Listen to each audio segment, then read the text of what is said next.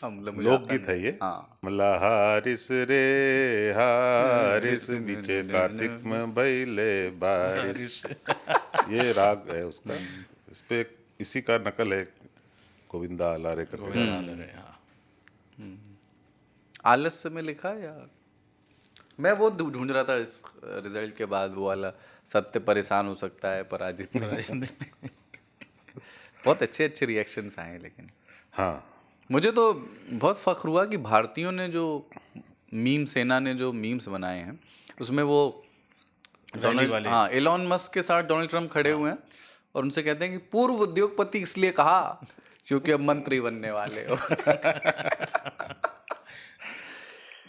Enjoy किया, लेकिन मतलब एक अच्छी अच्छी फिल्म के जैसा चुनाव था ये। हाँ, देखो क्या होता है, दुनिया में दो तरह के लोग होते हैं, जो दूसरे का सुख देखकर सुखी होते हैं, एक दूसरे का दुख देखकर दुखी होते हैं। हमारे लिए चूंकि मामला अपना नहीं था, दूसरे का था, तो हमारे पास दो ऑप्शन थे। तो हमने पहला वाला चुना कि काहे नहीं, हम उनकी खुशी में खुश हो शामिल जाए, हो जाते हैं। रो के कुछ मिलेगा नहीं। जो वहां रो रहे हैं उनको भी कुछ नहीं मिलेगा, जो यहाँ रो रहे हैं उनको भी कुछ नहीं मिलेगा। जो लोगों ने थ्रेड बनाए हैं, मतलब उसको लिबरल मेल्ट डाउन का नाम दिया है, हाँ, बट वे लोग जो कमला हैरिस के ना आने से दुखी हैं, तो उनके सोशल मीडिया पर जो रिएक्शंस हैं जिनमें कुछ महिलाएं रो भी पड़ी हैं, तो कुछ उसको नहीं, लोगों ने ज्यादातर रो ही रही हैं, वो जो रिएक्शन है। हाँ, तो उसके थ्रेड बना दिए लोगों ने कि ये देखिए। जब 205 पे भी सीट आके अटकी हुई थी उनकी, तो एक लेडी थी जो बार बार कह रही थी अभी भी उम्मीद हमारी पूरी है, ट्रम्प 230 पे थे, तो होप नहीं छोड़ा जा रहा था, लेकिन साफ साफ पता था कि इलेक्शन जो है हरियाणा जैसा कुछ हो चुका था वहाँ पे। मुझे इतना आनंद आता है ना, ताऊ, जैसे आपने लोकगीत की ज़मीन पर अमेरिकी चुनाव पर एक टिप्पणी की, इतना कंट्रास्ट है इसमें। मुझे भी, मैं अपने गांव अवध जाता हूँ और जो मेरे रिश्ते में नाना लोग लगेंगे, वे रिश्ते में मामा लोग लगेंगे, उनके साथ बैठकर जब वे अवधि में अंतर्राष्ट्रीय मुद्दों पर डिस्कस करते हैं और वो बताएंगे आपको कि डोनाल्ड ट्रम्प जीते, यह हमारा ज़रूरत है कि ग्रीन कार्ड जो ना है हैरिस ले ली थी है, तो वो उनको मतलब जितनी उनकी जितनी अखबारों से उनकी समझ बनी है, उसको जब वो देशज भाषा में प्रेजेंट करते हैं अंतर्राष्ट्रीय राजनीति के संदर्भ में, बहुत आनंद आता है मुझे सुनने में। मतलब क्योंकि ये आईआर की जो भाषा है ना, वो बहुत ही अंग्रेजी और जार्गन वाली और क्लिष्ट है, और यूँ समझा जाता है कि अंतर्राष्ट्रीय संबंधों को जो समझता है, डिप्लोमेसी, दो देशों के आपसी संबंध और उनका भाषाई व्यवहार, व्यापारिक व्यवहार, सामरिक व्यवहार कैसा होगा, ये समझने वाला व्यक्ति बौद्धिक तौर पर श्रेष्ठ है। पर जैसे ही आप गांव में जाते हैं और इस पर बातचीत देखते हैं, तो ये भरम थोड़ा सा टूटता है, तो मज़ा आता है। जमीन चाहे कहीं की हो, अपनी खबर कहीं की हो, अखबार अगर हमारे जमीन में लपेट कर दे दो, तो अखबार में जमीन की सौंध आ जाती है। पंजाब के किसान, पंजाब की धरती, पूरे देश के लिए कमला हार गई। पंजाब के लिए कमला जीत गया। कैसे? पंजाब के लिए कमला जीत गया। मतलब कैसे, वही मतलब मैं भी ये पूछूं। कमला पंजाब में पागल को बोलते हैं। अच्छा, ओ, हाँ, अच्छा, मैं कमली कमली गाना आप है। पगला बोलते हैं। हाँ ओ यार, missed the joke, killed the joke. हाँ, हम भी सोच रहे हैं कमला कमला फिर। लेकिन एक चीज और हुई कि कमला नापसंद है, कमला पसंद नहीं देखो रही। यार, मेहनत बहुत किया, पैसा बहुत भाईस, बहुत, पर क्या होता है कि लोग अब ना, दुनिया में लोग कहते हैं बहुत खराब हो गए हैं हेट के लिए। देखो ट्रम्प जो है ना, उसमें सारी बुराइयां थी। ऐसे आदमी को राष्ट्रपति क्या चपरासी नहीं बनना चाहिए। हाँ, मतलब फेलिनी, महिलाओं को उसका ट्रीटमेंट, नस्लवादी, बेईमान, जुट्ठा, बदमाश। जब पहली बार बना तो उसने कहा कि मुसलमानों के लिए बैन है अमेरिका में आना, फिर कहा 5 देशों के मुसलमानों के लिए बैन है। तो उसमें दुनिया की जितनी बुराइयां हो सकती है ना, वो सब है। कूट कूट कर भरी कूट गई। कूट के भरी हाँ, हुई है।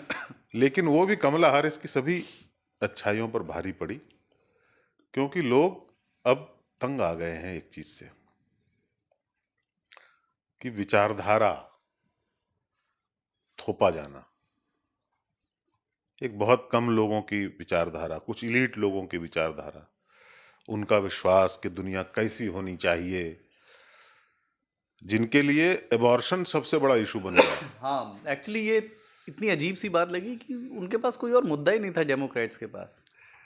ये कि ट्रांस लोगों के राइट्स हमारे ही समाज का हिस्सा हैं और उनको बराबरी का दर्जा मिलना चाहिए, पर उनकी राइट्स के बारे में ऐसे हल्ला करना कि वो स्पेशल है,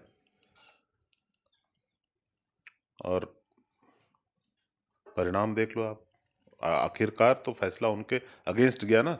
जो आदमी उनके बारे में अच्छे विचार नहीं रखता उसके हाथ में सत्ता चली गई, क्योंकि आपने ऐसा माहौल बना दिया कि यही लोग मीनिंगफुल हैं, बाकी लोग नहीं हैं। सोशलिज्म का एक देखो, कम्युनिज्म का एक बहुत बड़ा प्रॉब्लम है जो लेफ्ट का है, वो लोगों को गरीब रखते हुए जागृत करना चाहती है। उनको इससे बहुत प्रॉब्लम है कि प्रॉस्पेरिटी फैल जाए, लेकिन उनको जागृत भी करना है। तो वो वहाँ के कंजर्वेटिव सोसाइटी को, समाज तो वही है ना, उसको जमा नहीं, और उन्होंने मना कर दिया, और इस बार अच्छे से मना किया है।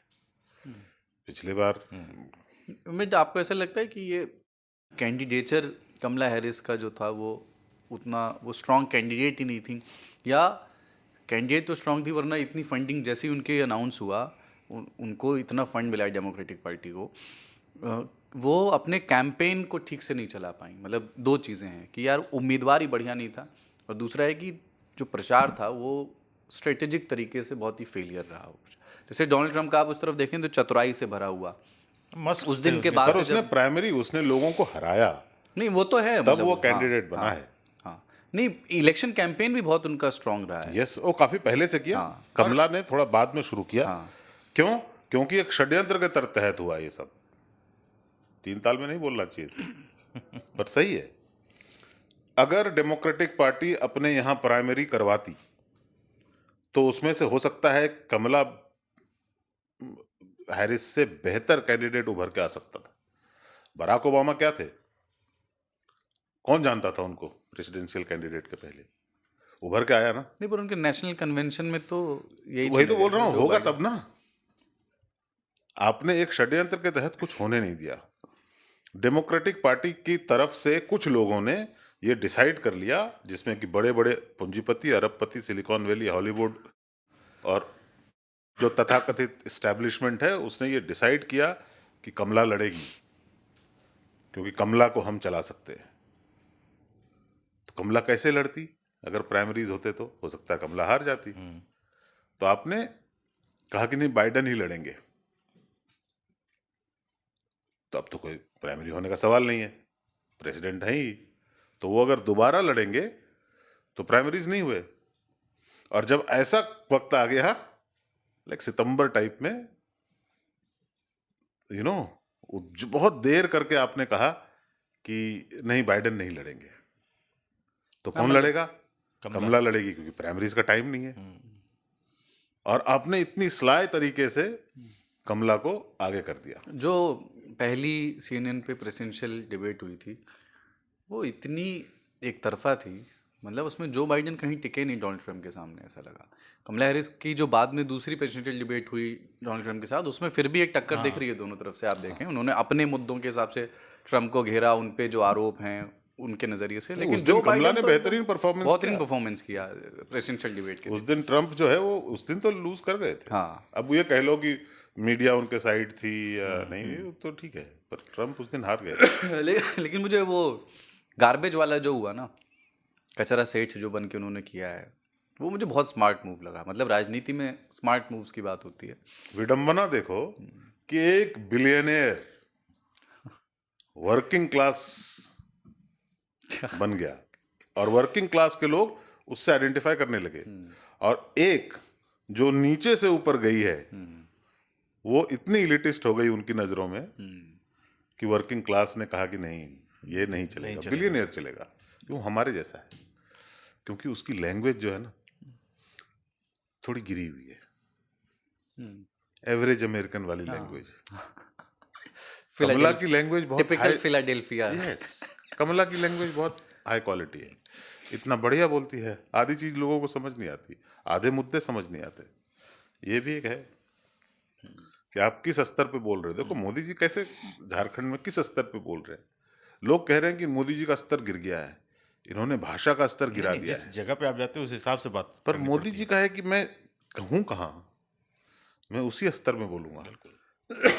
जो बात समझ में अगले को आएगी, जो उसकी समस्या है उसको और बड़ा करके दिखाऊंगा, तभी तो उसको लगेगा कि नहीं हमारे बारे में सोच रहा है।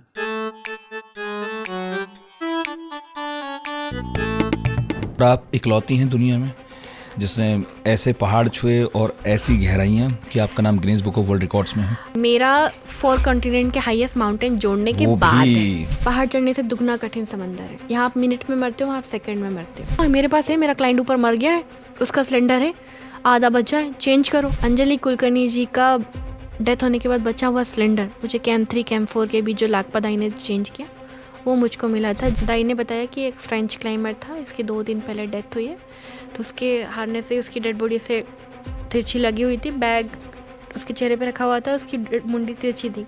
वैसे लग रहा था कि वो हमें देख रहा है। मरने से पहले कैसा फील होता है, तो हमें पता चल गया था मुझे उन कुछ सेकंड में। ये मौत से पंजा भिड़ाने की जो जिजीविषा है, ये कहाँ से आई? मतलब क्यों आपको शौक है कि किसी दिन कोई करतब करते हुए जान चली जाए?